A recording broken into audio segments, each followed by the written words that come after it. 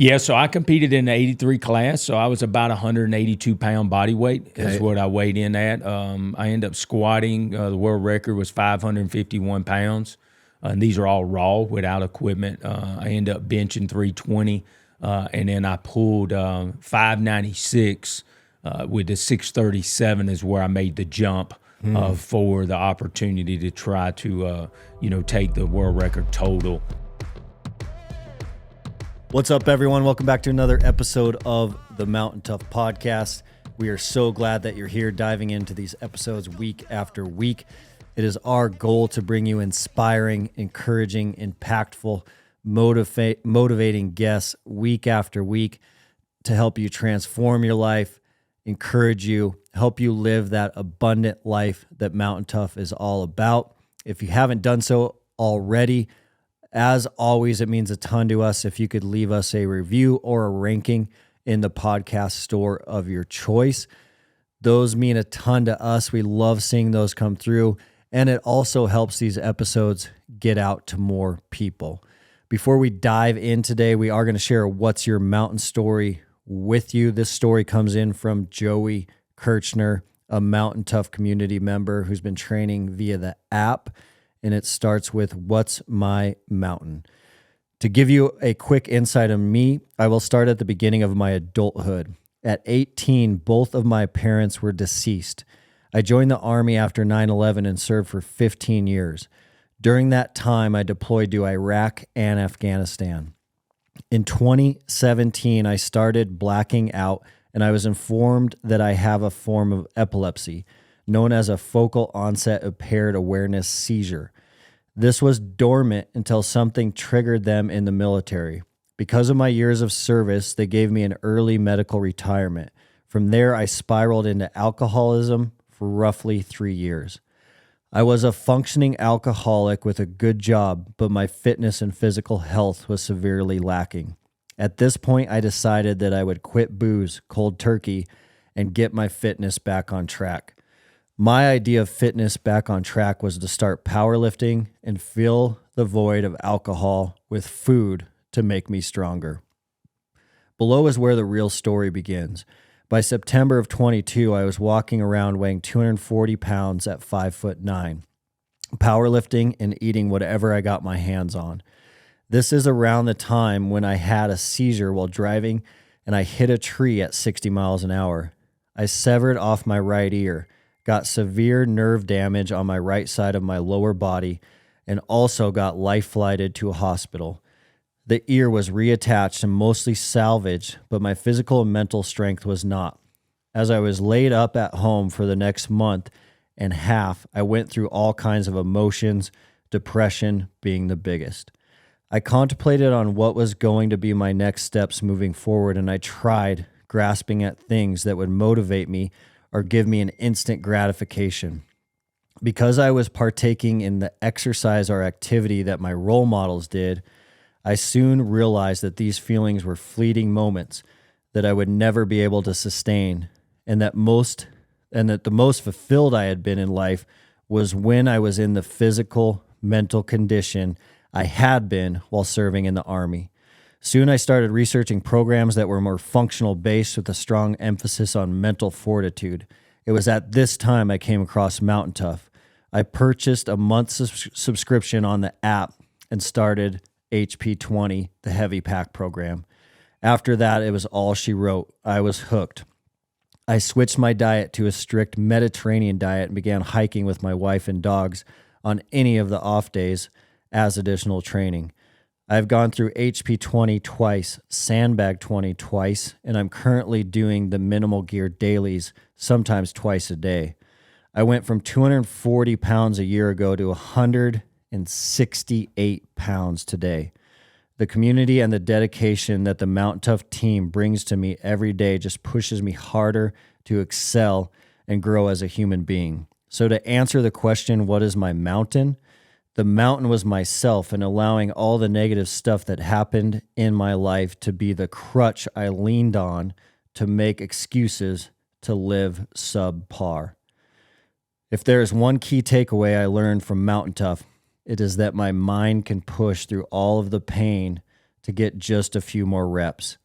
I want to thank you and this community for being the driving force behind my success and continued success so that I never let my mountain stop me again. Thank you, Joey Kirchner. Wow, Joey, that is an amazing, crazy story. We're proud of you. We're proud of you for making that 180 and turning your life around. And we're glad that Mountain Tough could be a part. And it is phenomenal what you've done. There's not many people that will do 2 MGDs in one day. And we really appreciate the story coming through. We love seeing the What's Your Mountain stories. Thank you again, Joey. Now, switching gears, we are going to switch to today's episode.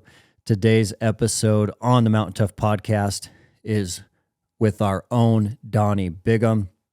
Donny is a strength coach here for Mountain Tough. He also spent his whole entire career in the military, all the way up to Chief of Human Performance for the U.S. Army. And Donny came out this year and sat down with us for this podcast, but he was out here working on the new strength program that you see live now in the Mountain Tough app.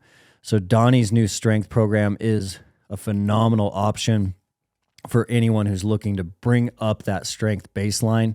It is 4 days a week, so you can do your cardio on those off days. So if you're a biker, runner, a swimmer, and you want to pack on some serious strength, this is the program for you.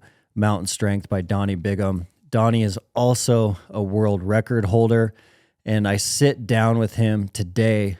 He's going to unpack the program, which is awesome, but we're also going to spend a lot of time on his world record. He's got a few of them, and this year he went back to Mongolia at 51 years old, 180 pounds, and he got another world record, reclaimed his world record for his age and body weight. So it's a squat, deadlift, and bench competition. He did phenomenal at the World Championships this year in Mongolia, and we're going to chat about that a little bit as well. So stand by. This is an inspirational conversation of what you can do in your 40s and 50s and 60s. Donny's got a ton of energy, and stand by for my conversation with Donny Bigham. Well, let's come back to Mongolia because I really want to hear more about Worlds. But let's start with the program you just got done filming with Nate over the last couple of days. And we're going with the Mountain Strength. So it's a strength program specifically designed for people to get their baseline strength up. And it's 4 days a week. Let's break that program down. Yeah, I'm excited about this program, and I'm no doubt Mountain Toughers are going to really enjoy this. This is the first real strength program, that your company has actually provided, over the last 5+ years. Yep. And yes, it's 4 days a week. It's going to give you 2 upper, 2 lower each week. It gives you the flexibility to still get after some other aspects in your training. If you're like, hey, I'm an endurance athlete, or I'm an athlete that likes to get in the water and maybe do some pool time, you're able to still kind of incorporate some of that. If you follow in the science, with regards to a strength program, to be able to maximize those, you really want to still try to stay up in some higher heart rate zones and get some good solid interval work so that we kind of mirror what we're trying to accomplish within the strength program. The strength program within those 4 days is an individualized program because it's a rate of perceived exertion-based program. So it gives the power back to the athlete to be able to manage that. So there's not a standard bar load that maybe y'all have used in the past to say, hey, I want you, the males to use a 50-pound kettlebell and the females maybe use a 35. It gives the athlete the flexibility to say, I can run my strength assessment, find out where I am in a low bar squat, and now I can program that 70 to 75%, so it's individualized to me. So this is going to really set the conditions to follow the science, because the science says, if I don't touch loads around 80 to 85%, I'm not really activating the central nervous system. that's our fight or flight mode. That's the science we have to tap into to really maximize our hormonal drive and maximize our ability to activate as many motor neurons within the muscle cell belly itself. So the first 3 weeks of this program, phase 1, is going to touch up to about 75 to 80%. We're going to really finite those movement patterns. We're really going to set the conditions for you to be ready for the last 3 weeks in phase 2. That's going to hit 85 to 88% in those loads, and we're going to hit some rate of perceived exertion, or RPE 9s. And that means you don't have but 1 to 2 reps in the tank. So that means you're going to be fighting. It's going to be a grind to complete 6 sets of 2 of that. Yeah. You really have to have good biomechanical levers and be able to maintain that throughout that. But understand, with this program, being it is RPE driven, you have the flexibility. If I'm on set 4 of 2 and I barely could stand up, that was an RPE 10, that I could drop the weight now 3 to 5% and still finish the last 2 sets of 2 reps at an RPE 9. Get back in that 9. Yeah. So you can still really focus on the strength aspect of it. Baseline strength is so critical in the mountains. It's so critical when it comes to moving under loads. It's unfortunate there's a lot of people in this community, to include the tactical population, that are still novices from the science aspect, because we just don't have a lot of literature out there to really send this message home like we've done with creatine over the last 25 years. Yeah. There's thousands of articles that showed it's worked in all these different various sports and different activities. This is where we are with the baseline strength. So that was the reason when I designed this program, to be able to allow your baseline strength to get to where it needs to be. And you'll notice, when you complete the assessment across a couple of days and 6 different exercises, you're going to know if you're at baseline in the beginning or you're not. And I would anticipate the majority of the athletes are going to be slightly below, or maybe right on the cuff of meeting, for example, a 1.5 times their body weight on a squat. And just to kind of break that down, it's essentially your body weight goes on your back. And you do it for 10 reps under control. And your 10th rep should be kind of a grind. If it is, then you're on the line. And this allows the mountain toughers in this community to be able to complete this safely. Because if we do have, some athletes out there that's not comfortable with the bar still, we have some alternate events to allow them to do a kettlebell or a dumbbell ladder to still kind of get a good assessment and see where they're at. I broke the ice with that assessment for the U.S. Army back in 2014. We were testing about 2,500 soldiers. We were doing 220 privates within a 90-minute block. So we would set up the ladders with the kettlebells, and if they could do a 45-pound kettlebell in the front rack position on both sides, in that double rack position for 10 reps, they were at baseline strength. They could then get after a barbell, all the barbell stuff, where if they couldn't, we left them with the kettlebell. And that's the one thing you'll see about this program, is it can be ran with a dumbbell, kettlebell, sandbag, rucksack, things of that nature. So don't think, mountain toughers, that you're kind of handcuffed, that you cannot do this without a barbell. But obviously, to maximize the program, it's going to be most advantageous to get on that barbell. So a lot to unpack there. Let's start with the basics and the science a little more, so that the customers and listeners really know that this is not a bodybuilding program. We are not talking about bodybuilding here.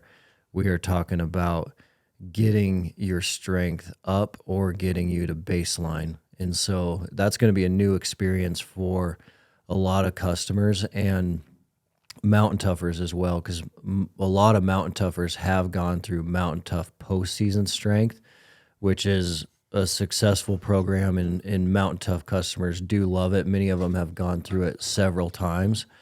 But the major difference is that is not a true strength program like this one is. So that one still is going to have a lot of high intensity days. And in that program, it's going to be very rare that we push people in that RP 7, 8, and 9 range.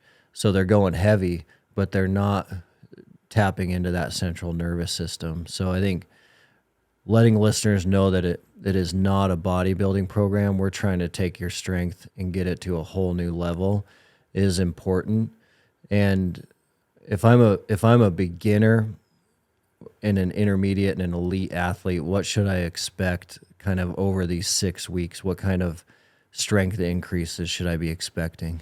You're exactly right, Dustin. Just to kind of caveat a little bit about, bodybuilding versus, a true strength program. Most of your bodybuilding programs are going to stay in a hypertrophy block. They're going to be 8 to 12 reps per set. You're typically going to do 3 to 4 sets.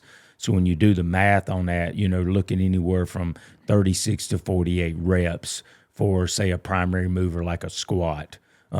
This program's going to stay under 8 reps. Strength falls within 3 to about 6 or 7 reps. Once you start touching that 8 rep window, you have to lower the intensity. The intensity has to stay typically below that 80-85%, because even an elite level squatter like myself, I can't do more than about 75 to 78% for 10 reps. It's all or nothing. That's going to be an RP9 or RP10, but you can see with the amount of volume, that's why I get the bodybuilding. I get more of the pump. I get more of the single joint exercises. This one's going to be a multi-joint focused on the primary lifts.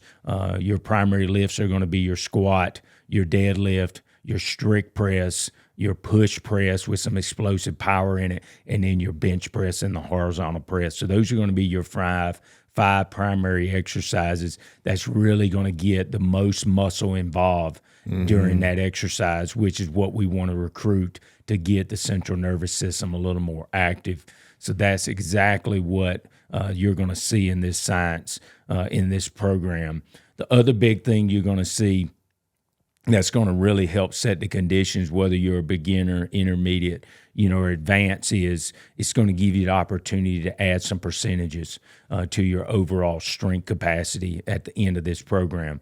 If you're a beginner, you're obviously going to get the most bang out of this buck, just because at the end of the day, you're going to recruit more motor neurons because it's new activity that you haven't had any stimuli in. So you could easily see anywhere from 8 to 12%, for a beginner could potentially get at the end. So, for example, if I'm a 200-pound squatter, I could easily see a 225 to a 245 window that I could potentially hit, which is significant. In 6 weeks. Yeah, you're looking at in that tighter window. If I'm more of an advanced lifter and I've been maybe doing barbell work for the last 2 or 3 years, you're probably going to be looking more in that 3 to 5% range, which is still significant, because at the end of the day, even as an elite level power lifter like myself, if I can add 3 to 5% in a calendar year towards my total, that's going to be a great year, for me as an athlete. So yes, with 24 training sessions you're going to have in these 6 weeks, that allows us to stay on the top end of the science. The science says if I do at least 6 to 8 weeks of programming in a certain specificity of movement pattern, I can gain some benefit out of it. And we're going to be able to accomplish that on the 6-week window with a 24 workout block versus an 18. So I just challenge all the athletes to do their best, to try not to miss too many of those workouts across the 6 week, because that's what's going to set the conditions for you to get either the 8 to 12 window or to be more in the 3 to 5% window. Because if you miss a workout, just one out of every 6 weeks, you've lost 6 sessions, which now puts you down at that 18 window. Starts to make it a little bit lower. The good thing about the program being is broken down into the lower and upper body. You could do the same workout in the same day if you're crunched with time. You could do an AM and a PM session because of that Upper, breakdown. lower. So the breakdown gives you the ability to be able to do that.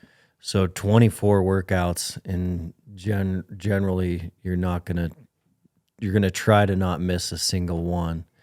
And I think it is awesome to highlight how important that is from the strength perspective, because what we've seen a lot over the years in Mountain Tough, and I think that all of us fall victim to it, especially as men and females as well. But the high intensity workouts are amazing. I love them for the mental toughness perspective, and you get the dopamine hit of a high intensity. But it can get pretty addicting, where you're addicted to that dopamine and you're actually not getting stronger, and your capacity and strength start to go down if that's all you're focused on. And then over the years, we've seen a lot of the flip side of that, where someone gets a lot more focused on the bodybuilding side of the game and they look really jacked, but then you put them in like a team-based challenge workout, or you put them in a strength session and they're jacked, but they're really not very strong at all. And so taking time out of your calendar year and getting these strength blocks done is going to be so critical and so helpful, because you can go back to your functional block after you're done with the mountain strength, but you're going to feel better. Your baseline's going to be way up, and you're going to perform way better at all of these high intensity workouts as well, because your form will be more dialed in. And if your strength is up 8, 10, 12, 15%, then you're going to move more safely across the board. Most definitely. I agree with that, Dustin. Really, it's unfortunate in our population, we don't really educate people a lot of times in the strength aspect and don't understand some of the really major benefits of it. To be able to recruit more synapses within the motor neuron on the belly of the muscle allows the muscle to be more at a relaxed state or less energy expenditure. So that's why when you take an athlete and you move up their baseline strength, say I'm a squat at 1.4 times my body weight, and then I can get to 1.6. What that does, it gives me more energy in the tank to do other tasks. Because at the end of the day, regardless what task you're doing, whether you're an athlete that requires something within the phosphagen, say the first gear of energy system at 0 to 8 seconds, which uses the most fuel, if you've got more strength built in there, you got more capacity to call on. If you're an endurance athlete that's going to do something very repetitive for 2, 3, 4 hours straight, you're going to have more ability then to still recruit that strength regardless of how much endurance you've done over that time period, because you have more musculatures built up. Mm-hmm. People don't realize the benefit as you age as an athlete.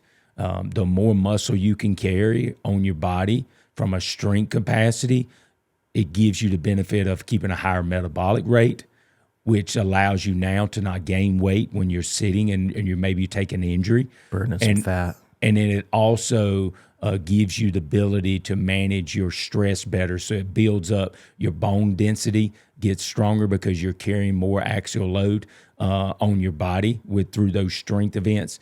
And it elongates your life. There's a lot of science out there that a lot of your sedentary population now is starting to incorporate more multi-joint baseline strength, even with body weight, to have them do that instead of going and walk for an hour. Science is starting to prove that it's more beneficial for them to do 10 reps of 3 sets than to go out there and walk an hour or two, because they're actually degrading the muscle tissue.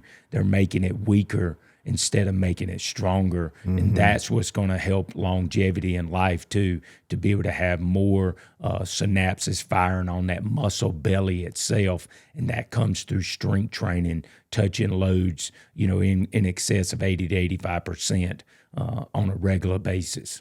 Yeah, I've seen the same thing. All the research is pointing to, regardless of your age, you should be heavily focused on strength training for the numerous benefits that you just mentioned. And you see it all the time in like friends and family that are older, even friends and family that are older and fit. Like runners, hikers, joggers that aren't overweight, so they're somewhat fit. But when you see them pull that strength training out of their life in their late 50s, 60s, and 70s, you start seeing these red flags of longevity where they have a hard time moving through unstable terrain as simple as like bleachers in a stadium. And when you compare that to someone the same age that has strength training built into their life, it is a pretty obvious difference at that age, like what quality of life factors come into play. I think we should step back for just a second and unpack the endurance athlete a little more, because most mountain toughers fall into this bucket of ultra runners, marathoners, Spartan racers, high rocks. A lot of them are doing other functional fitness components in their life, but a huge percentage of mountain toughers are going to be on that endurance side of the game. So they're going to be really interested in like the trail 50Ks, 50 milers, stuff like that. How would you recommend they plug the mountain strength program into their calendar year? And how would you recommend once they step foot into the mountain strength, how they incorporate endurance training in? No, that's great, Dustin. I always recommend post for an endurance athlete. This would be the most optimal time. Your second opportunity that would be most advantageous for you would be able to do it 6 months out from like one of your major events that you're preparing for. So it gives you that window, that opportunity to be able to kind of draw a line in the sand and say, I'm going to improve my strength, for these next 6 weeks. And I can still really do a lot of interval work. I can do a lot of non-impact, high endurance stuff. And I can still go out and do a couple days a week of events that I want to align. As I'm an ultra marathoner, I can still go out and do some of those. I just have to be a little bit smarter. If I was, training a specific individual endurance athlete, I would have them double up. I would have them do the upper and the lower on the same days, and they only have to do that 2 days a week. And now they still have 4 other days, potentially 5 with that additional recovery day to still get after some of those. I would front load it on Monday and a Wednesday would be my workout days. I would do an interval in between. I would take a rest on Thursday, and then I could get after whatever I wanted on Friday and Saturday in relation to an endurance training block. That would be my recommendation for somebody that really wants to focus at that high level, high foot contacts, 50 plus miles in an event and things of that nature. If they're more of a marathoner or 10 miler or a half marathoner or a 5K runner, they could still do a 4-day split and be fine, because it doesn't require as much endurance for that sport. You don't have to spend 2 and 3 and 4 and 5 hours consistently with foot contacts. So that would prevent them from really skewing their training as much, but it front loads that strength as a priority for that week. So all the other training sessions for that week should be lower in RPE. Okay, so that means if I'm going to go out and do a long run on a Friday, let's say 15 to 20 miles, I need to look at my heart rate zones. I need to stay in that zone 2 and 3 window for that training block versus maybe hitting some 4 and 5s with a lot of foot contacts. It could potentially put me in overtraining because of those heavy loads I had to move on Monday and Wednesday. Okay. So I'm an endurance athlete. I'm a mountain tougher. I'm going to dive into the mountain strength either 6 months out from like trail running season for a lot of these guys is going to be June, July, August. So they're going to build a big strength baseline in January, Feb, which has always been one of my favorite approaches, as well as use that winter season to pack on some strength. And if I double up those days, if I pick my upper and lower days from the app and I do them together, how long am I going to be in the gym that day? Well, you still would only be looking at, between 60 and 90 minutes each session. Okay. So you could still be 2 to 3 hours. I would definitely not recommend going back to back just because of the RPE stress on it. I would at least make sure I get a full meal and some recovery in between if I'm going to do that. So I could easily, if I'm an AM early guy, I could come in and knock out my squat session, say before work, And then sometime either after lunch or in that evening, I could go in and do the upper body piece. The good thing about the upper body piece, at least in the first phase, is not heavy intense with a lot of equipment. So it could easily be done, from your own garage gym or something like that, especially the upper body. Lower body, you might have to find that full gym so you can go in and get that barbell and put it on your back and get inside of a squat rack. It's going to be a little bit safer than trying to do it in free space without a spotter, especially when you're starting to work with some loads maybe you're not as comfortable with if you are a novice. Got it. So I would shift my schedule to a 2-a-day schedule, and then, which is common for a lot of folks. So you do a morning and a noon session, or a morning and an evening session. And then as an endurance person, whether I'm a runner or a mountain biker, I can get that in on those other days. That's to correct. Maintain that endurance baseline. Yeah, and you can really push the envelope on that Friday and Saturday to give you still that full recovery day on a Sunday, going right back into your heavy session again on Monday. So that would really still set the conditions for you to still be able to be what I would call a hybrid athlete during that 6-week block. Mm-hmm. So you can really still need to focus. That's my hardest days, my most intense RPE still on those strength days. And then my endurance stuff is going to be a little bit lower zones. Yeah. And then once you come out of that 6-week block, you can then flip-flop and allow your running or your mountain biking to be now that high RPE or high heart rate zones to get after some work there too. I love it. I love that. Before we shift gears, let's break down the assessment, because that is one of my favorite parts. I love every time we buy into a program, I see everyone's eyes light up and you get the excitement, because everyone gets the chance a few times a year on these buy-ins. It's like test day or game day. And so folks are going to buy into this program through an assessment, but the assessment's going to really tell them where they're at on baseline strength. What's assessment day going to look like? Yeah, so assessment day is more of what I call assessment week. So it's 2 days out of that week. You need to at least have one rest day in between. It's going to be 6 events, and that's if you're going the full gym mode. That's with the barbell versus we'll talk the alternate events next with the kettlebells or dumbbells. But yes, we're going to start off with a standard squat. And in the way the PDF's going to be laid out so they can understand the assessment, it's going to have them start at half body weight. It's going to give them an opportunity to go up to 10 reps, but you don't have to go up to 10 reps on any of the exercises, but they all start half body, and we go then body weight, and then we go body weight plus 50 pounds. Okay, so that's kind of how it's going to work. You can always skew between that number, but you're getting gauged and measured on those numbers.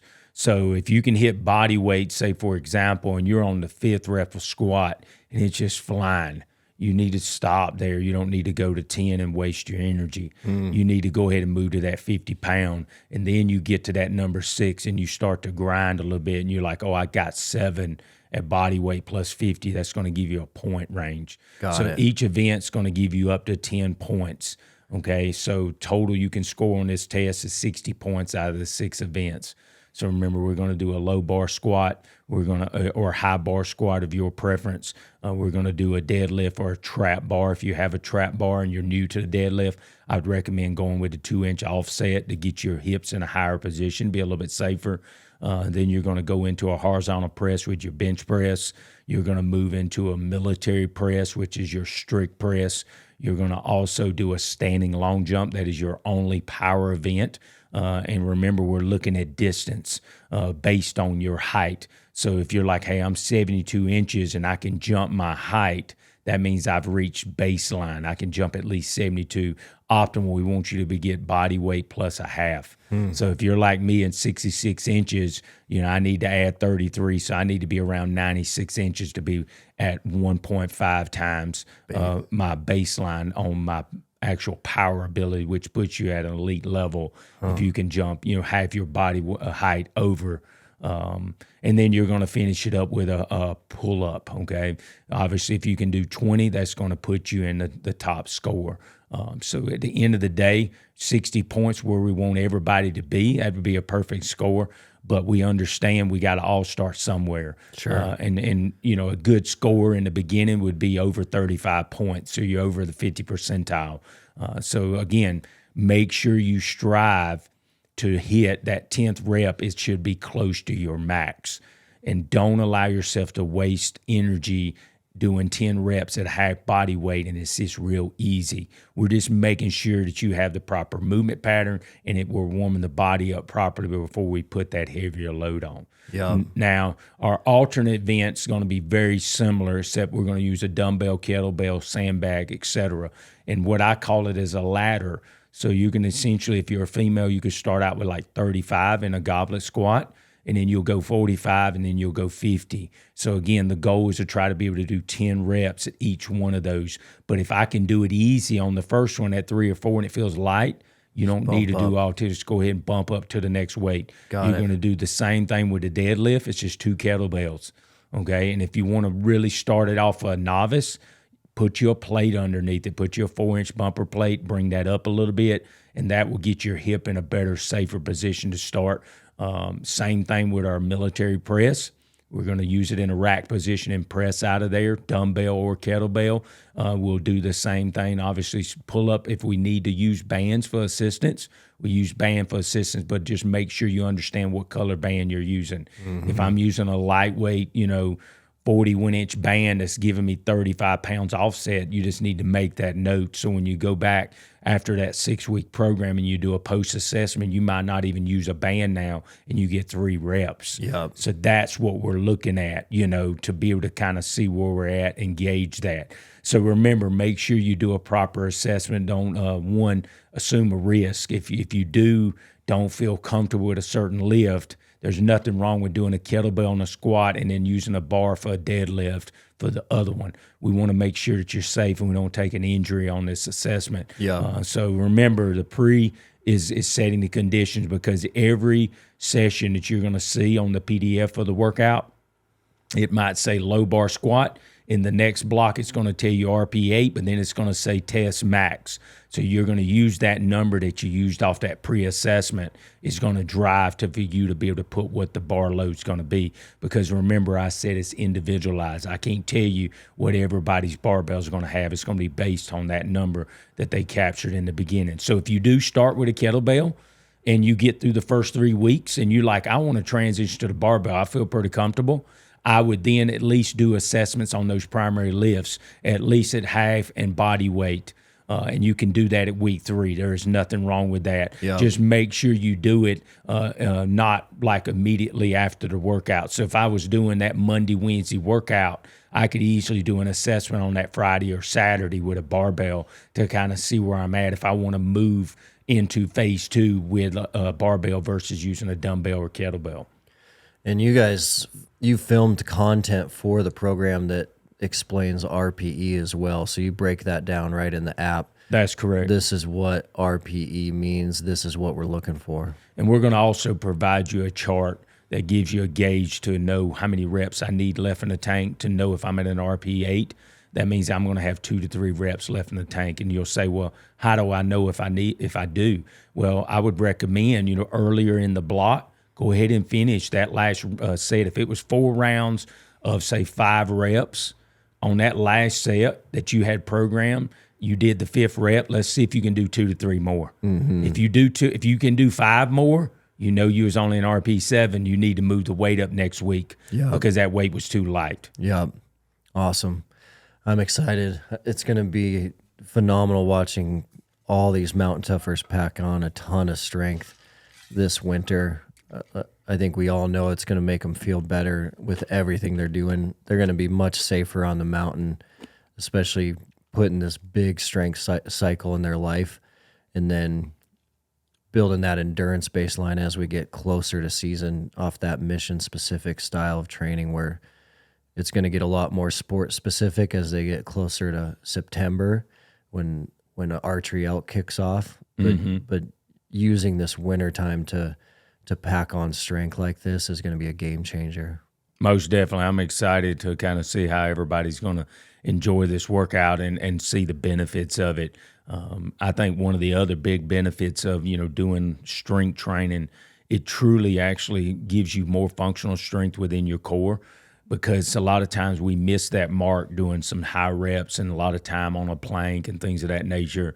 Being able to brace a load that we got to pick up off the ground that's 80 to 85% of our max for a couple reps, it's going to stress the core in a different way that we probably haven't experienced if you don't really do that on a regular basis. Yeah. So that's going to be one of the big benefits, which in turn is going to now allow you to carry those loads with less stress on the lower extremity, because your core can keep yourself in a more balanced state without having too far forward lean.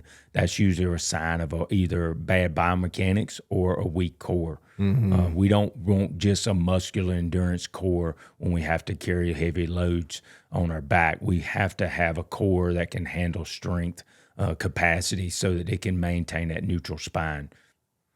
And I know rest is going to be new to a lot of mountain toughers. We haven't let anyone rest in 6 or 7 years. So I think for folks, resting between these major high RPE days is going to be a new concept to them, but the science tells them they have to for those strength gains. Is that accurate? That's correct. So they'll notice in phase 1, we're doing series. So we're essentially doing A through D, 4 exercises.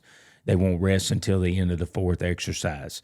So it's going to mirror a lot of what y'all have done, at least in the first phase. Mm-hmm. Once we roll into the second phase is now going to separate that primary lift. It's going to say maybe 5 by 5, at an RPE 8 at 80 to 85%. It's going to tell you 60 seconds minimum rest. So max is going to be 2 to 3 minutes. Understand, I would recommend all the mountain toughers to really check their heart rate on that, kind of see where they're at. They'll understand, since they've done so much endurance work, to know, am I in a zone 4 or zone 5? We really want to try to get that back down to a zone 2 when we get ready to get back into that next set, especially on those multi-joint exercises. That's just a 5 by 5. That exercise by itself, that's going to be your driver. Now, you're going to use RPE for the intensity, but that heart rate zone can help you manage that in between those sets. If yours is moving down and you've got the ability to get it down in a timely manner, 60 seconds probably works perfect for you, and you can get right back up under that bar. Got it. But if you find out that I get to my set 3 and I can't complete the 4 rounds, and then we rush our time and we lighten the load, we essentially set ourselves up for failure, because the science is very clear there that we have to be able to reset that system. Because remember, I told you we're getting closer to working in that phosphagen energy system. It's like going out and running 100 meter and all out. And if you don't give yourself at least 3 to 5 times that amount of time it take you to run it, you can't come back and run another 11.4. You're going to be a 12.1 on the next round, 13.2 on the next round. But if you do rest closer to that proper window based on the science, you can now be back really close to what you ran on that first sprint. So that's why it's critical in the strength component aspect to really allow yourself to reset, because we are working a different energy system than you are when you do a high intensity or an endurance bout. You're in that more glycolytic and more oxidative state, meaning you need a less work to rest ratio. Mm-hmm. The closer you working towards that phosphagen first gear energy system, you have to have a higher rest ratio to be able to have the same performance. We very seldom, if you follow anything in like NASCAR or anything in racing, especially with drag racing, think about the horsepower and how much fuel they use to just do a quarter-mile sprint, in these crazy numbers. Yeah. And then NASCAR has a total different engine, and the horsepower is totally different, and their fuel capacity is different, because they go out and run it like an endurance event. They're out there for hours doing lap after lap after lap. But typically that drag racer, if you watch the anything in drag racing, they have to have, a lot of times it's 30 to 45 minutes before they get back on the track again and race that second round or third round. And it's because they have to go back in because of that horsepower and that fuel. There's a lot of things that might have burned up during that window that they got to reset. It might even have to change tires out because how much it burnt that road up going down that strip. So that's exactly the way the body works. You have to think about I'm a drag racer versus a NASCAR racer when it comes to the sets. With the strength blocks. Yep. That's awesome. Well, wrapping things up, let's shift gears and recap for the listeners your life experience this year. You got an amazing opportunity and privilege to go to Mongolia and compete at Worlds. You've been there several other times. What went down in Mongolia this year? Yeah, it was awesome. I'm very blessed, very humbled to have an opportunity, to compete at the highest level. I got an opportunity to win my third world championship. I won in 15 in Finland. I won in 16 in Texas. And for me to take a 4-year break since 2019, I took an injury, had double knee surgery in November 2020, and to have the ability to come back after 10 months of really great training to really go out to Mongolia and represent the world team and come back with a world championship. I completed 8 for 9 out of the lifts. You get 3 in each event, your squat, your bench, and your deadlift. 3 attempts? Yeah, 3 attempts in each, and made every one of them going into my final pull. We loaded the bar. The coach made sure we had the right number on there to attempt the world record total. It was just unfortunate I didn't have the ability to finish that lift that day. But other than that, all my goals were completed. I was very pleased with my outcome. I won the championship by 77.5 kilograms from second place. Again, breaking the world record in the squat. That world record squat, that's my third world record now I've broken over the last 10 years. So we'll see how long this world record holds. My one I broke in 16 lasted until 2023. So it was there for 7 years. Wow. It's a phenomenal opportunity. You meet some really great other like-minded individuals that, just love this sport of kind of just moving weight. And so overall, it was a blessing, but I tell you, it was the longest flight I've ever done. I've been to a little over 30 countries, and it by far passed my most ever flight. It was 16.5-hour flight from Atlanta to Incheon to South Korea. I had a little short layover, and then it was about a 5.5-hour flight from there to Mongolia. So I was very blessed that my airlines, I didn't have any issues, but a lot of other athletes ended up being 36 and 40 hours before they got there. Man. So I know their bodies were beat up pretty bad because it's just not good on the body. But Mongolia is a beautiful country. It's a very, very busy city. The people are very friendly there. Really enjoyed the food. The food was phenomenal. The breakfast was probably the best breakfast I've ever had in a 5-star hotel. It consumed 3 rooms. 3 rooms with all you can eat. So me, I love to eat a lot of protein. So I enjoyed 2 of those breakfasts every day. I would get up and eat the 6 a.m. breakfast, and I'd come back at 10 before they close at 10:30 and get my second round. So yeah, it was phenomenal. I loved the breakfast, and like I said, the accommodations was great. The venue was great. And it was a world-class meet. Everything was run really well. It was just unfortunate. There was some things I didn't consider, that I'll definitely learn from going into my next world championship that I compete in, is my time management. I was prepared, for 10 to 12 minutes of rest in between each lift. And it was unfortunate we had some people got hurt from other countries, and some other people could not compete in some of the events, like the squat. They only did 1 lift instead of 3. So if you understand, faster. if you understand anything about powerlifting, it's based on a flight. It's based on the number of lifters in each flight. That sets the conditions for how much rest time you get in between each lift. And when you're looking at typically averaging 12 to 13, because remember I told you we're doing phosphagen, because you're going to go out and do a squat and it might take you 5 seconds to lock it out. But that's a steadily grind. That CNS is so fried that when you have to reset and get back on the platform within 6 to 7 minutes, it's a game changer, especially me going from sea level to a little over 4,300 feet elevation. That was one of the things that I noticed with my heart rate management. I could not get my heart rate back into zone 2 prior to going to that next lift, where in my training, I was able to do that, but I was managing it off 10 to 12 minutes. So I'm definitely going to make some changes this year going into my training peaking cycle. So I set the conditions that I'm more prepared to handle those heavy loads, because I think that was why I missed my last deadlift, because I think in training there was no problem with that load. But it really caught me about mid-thigh, and I think a lot of that had to do because my heart rate was a lot higher when I got on the platform before I even started, and that was not because of anxiety or anything of that nature. That was just because of the shorter, condensed timeline in between, because it was pretty relevant when I was checking my heart rates. Even in the first flight of my squats, my heart rate was about 10 beats higher going into my third lift than what I had done in my training. That elevation too. Yep. And so you're 52 this year. Yep. So I'll be 52 this year coming up.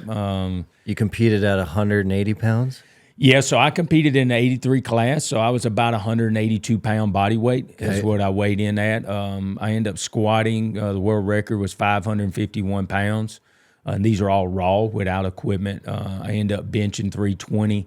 And then I pulled 596 with the 637 is where I made the jump for the opportunity to try to take the world record total. If I wouldn't have went for the world record total, there's no doubt I would have still had 620 probably to 630. On that I last probably pull. could have got that on the last pull. But we obviously was there to take the world record total. So that's why we put it on the bar. Hindsight, I opened at 540. I probably opened a little light because we had to split the jump. So I made the first jump was about a 56-pound split because we knew we needed another 40-pound jump. So we kind of cut it in half. Hindsight, if I maybe would have opened up maybe around 580, 585, I would have been able to take a smaller chip on each jump. So that, some of the things you have to always take in consideration when you're actually competing at a world level. The strategy is crazy. Yeah, it's definitely crazy. So I took silver in the bench and silver in the deadlift. I took silver with bench by body weight. So I weighed in at 82.4, and the guy that took gold, he weighed in at 82.1. So he was 0.3 of a pound lighter, but we both did the same weight. Crazy. And then the deadlift, it was a world record holder, was currently the one that he pulled on the deadlift that took gold. He pulled 635 on his second attempt, and then he loaded the world record total for 661 for his final pull. And he was like me, kind of got about mid-thigh and could not finish it. And, he was from Germany, and I talked to him a little bit. And he didn't really get as much in the weeds about the heart rate, but that was one of the things I challenged him, because he did say he felt like he was a little bit rushed and like he was not as settled typically with that shorter timeline. Man, well, 2 or 3 extra minutes is a long time. It is. Rest. Yeah, it is, especially, like I said, when you're near that maximal capacity for you. Mm-hmm. So what's on the roadmap for this year then? So I've got a really busy year this year for me because last year in 2022, I did compete in Olympic lifting, weightlifting for the snatch and clean and jerk, but I did not do powerlifting in 2022. It was in 2023 when I come back on the scene. So this next year is going to be my first time ever that I'm going to do both in the same calendar year. So I've got nationals coming up for powerlifting. It'll be in March. And then I will have nationals for weightlifting for the snatch and the clean and jerk will be in April. My goal is to make the national team in both and then be able to compete in the world championship in both. So that would allow me to do the worlds in powerlifting in October and then the worlds in weightlifting in December of next year. So I could potentially have really 4 high-level meets. The nationals are going to set the conditions because you have to win the nationals to make the world team. So the good thing is I'll compete in 83 kilogram in powerlifting, and I'll compete in 81 kilogram in weightlifting. So the weights are really close to body weight, so I really won't have an issue there. It'll just be right now I'm focusing more on setting the conditions for my weightlifting. I will still sustain my strength training for powerlifting, but I just will not be my priority because I feel comfortable at nationals without being at my peak in powerlifting to secure my position, but I need to be at my peak in weightlifting to really be able to lock that seat in. Where do you think your drive comes from, Donnie? You're 52, you're training at home, a lot of times alone, and you chat with a lot of folks and they're having a tough time just even starting their first fitness program ever. Where are you finding this drive to just crush goal after goal after goal? I have to give it to the good Lord. The good Lord really, he sets a light, for me. I get an opportunity. I've really transitioned over the last 3 or 4 years to doing a lot more journaling than I have done in the past and during my time with the Lord. And, he puts a fuel in me. It's like he reinvigorates me every day. That really keeps me hungry. But that's a gift he's given me, for many years in my life. I think that's, been there for me probably since I was born. But it's just something that it continues to fuel. I'm a goal-oriented person. I really love to have goals and aspirations to go after. I think that helps me stay focused. Mm-hmm. It gives me specificity for my programming and for my training because, I've done endurance events in the past. I've done marathons. I've done half marathons. I've done, a lot of other various type things with triathlons in the past. And those were my goals during those time frame. I understand the science, so it's something I love. I enjoy this. I read a lot in the fitness industry from a research standpoint to also, other people out there that maybe don't follow the science as well, but it's worked for them in different facets.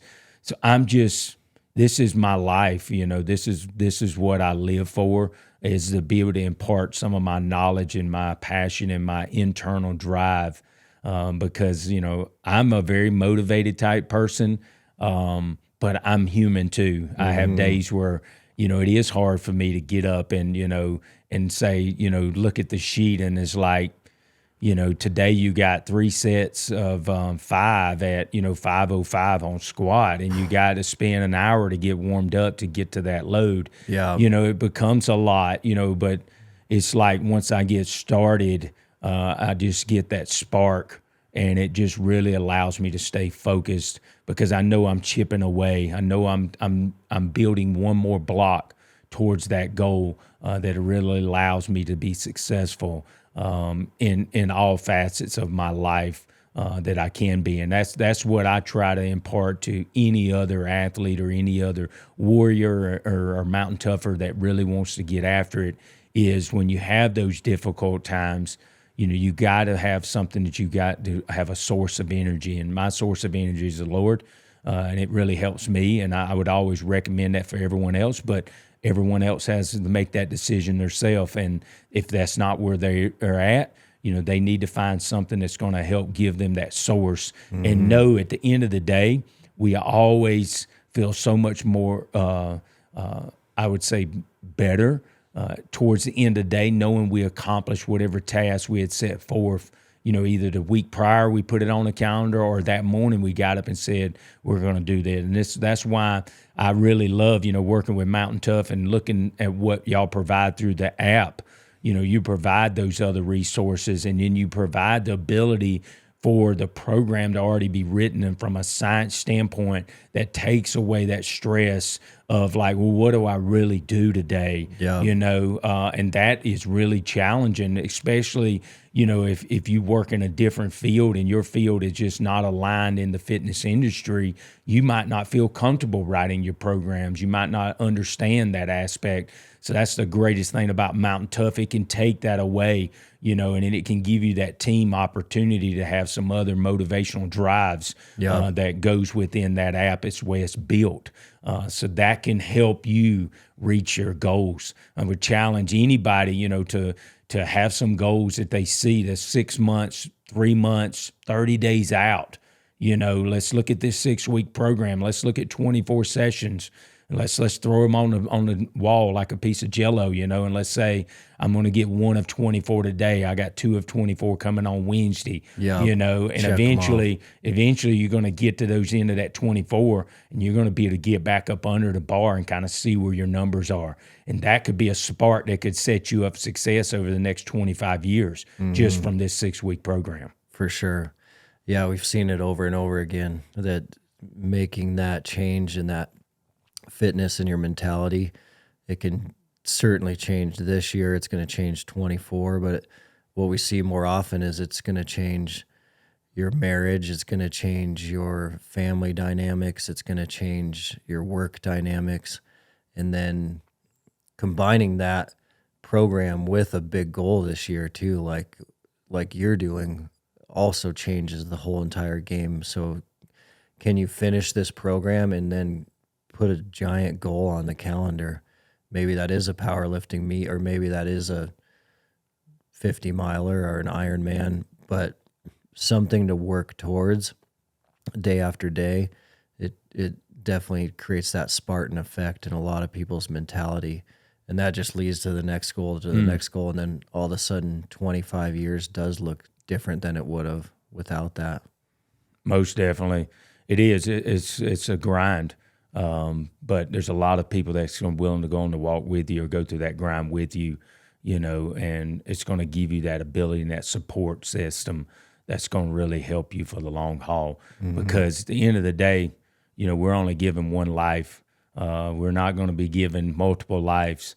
And if we can make some choices now that really not only impacts, like you said, your marriage, your family, your community, your church, the people that you work with, the people that you train with, we can invest in all those through just by doing one thing each day that gets after some of those goals. And, the human body is amazing when you can really still push the envelope, regardless what your age is. There's an opportunity for you to still get after a goal, because even in the powerlifting community, they have an M4 division, and it was phenomenal for me to see some of those guys and gals compete, and they're 75 years old.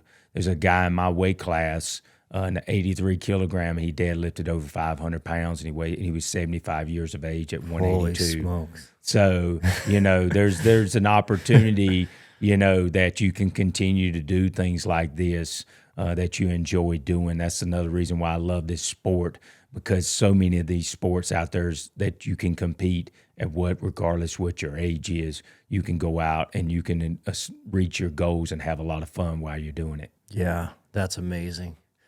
Well, thanks, Donnie. You're inspiring and encouraging as always, and I can't wait to see the Mountain Tough community go through this strength phase. I know it's going to open their eyes, and it's also going to enhance their quality of life, because we need strength for life, and life's going to throw a lot of things at us, and those things are easier to overcome. It's easier to overcome a lot of the mountains in life with a strength foundation. And so I think seeing the Mountain Tough community go through this 6 weeks together is going to be phenomenal. Most definitely. Thank you so much again, Dustin.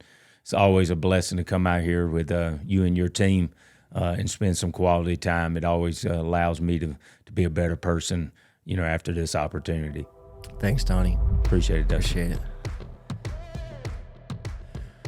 Wow, thanks for listening, everyone. That is so inspiring to me, that conversation with Donnie. it really stands out to me sitting here in this room with Donnie, this whole conversation around age. So at Mountain Tough all the time, at trade shows, events, out on the street, in town, you'll hear people over and over again say, well, if I was 30, I would do that. If I was 20, I would do that. If I was 28, I would train like that. And Donnie he just wraps all that up, that's all a bunch of BS. I mean, he's 51 years old. He's got more energy than most 25-year-olds I know. He's training harder than most 35-year-olds I know. And he's not taking his foot off the gas pedal of life, even in his 50s. And it's paying off in terms of his ability to continue to have world records, but he's also still doing a tremendous amount on the professional front as well. So it shows you that you can't use age as an excuse. And if you take that excuse off the table completely, your life can look different. So thanks for listening. We appreciate you guys. Love you guys. And we'll see you for the next episode.